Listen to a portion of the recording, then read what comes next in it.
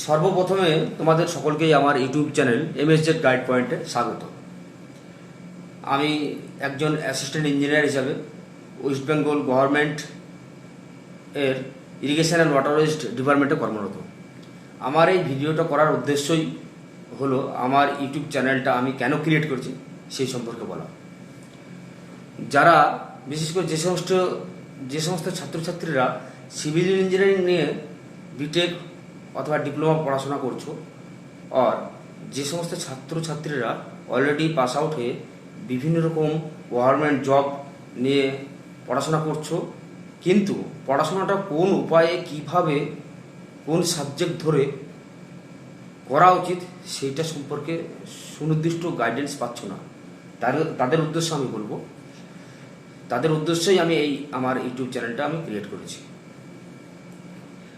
তবে তোমাদের অনেকেরই মনে হতে পারে গভর্নমেন্ট জব হয়তো খুব কঠিন, তবে আমি বলবো না, কখনোই নয়।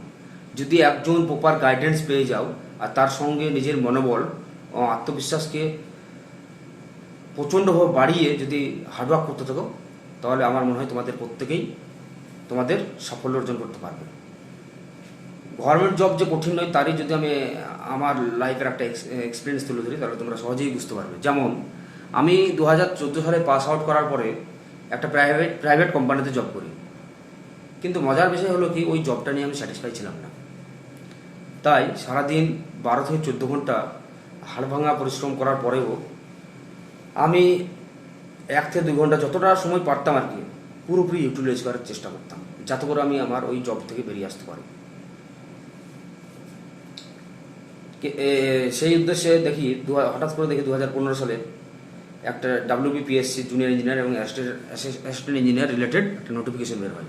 সেই টাইমে আমি ফর্মটা ফিল আপও করে ফেলি এবং রিটেন এক্সাম যখন হওয়ার সময় ছিল ঠিক তার 1 মাস আগে আমি আমার জবটা ছেড়ে দিয়ে আমার মনে বল, চিন্তা ভাবনা, চিন্তা শক্তি সব কিছুকে আমি কয়েক গুণ বাড়িয়ে প্রবলভাবে হার্ডওয়ার্ক করতে থাকি উইদাউট ওয়েস্টিং এনি টাইম, যাকে বলে ডু অর ডাই। তারই সাফল্য হিসাবে মানে সেক্ষেত্রে আরেকটা বিষয় কি, সেক্ষেত্রে আমি আর কোনো গাইডেন্সও ছিল না, কোনো টিউটরও ছিল না, টোটালটাই আমি আমার নিজের উপর আত্মবিশ্বাস ও ইচ্ছা শক্তিকে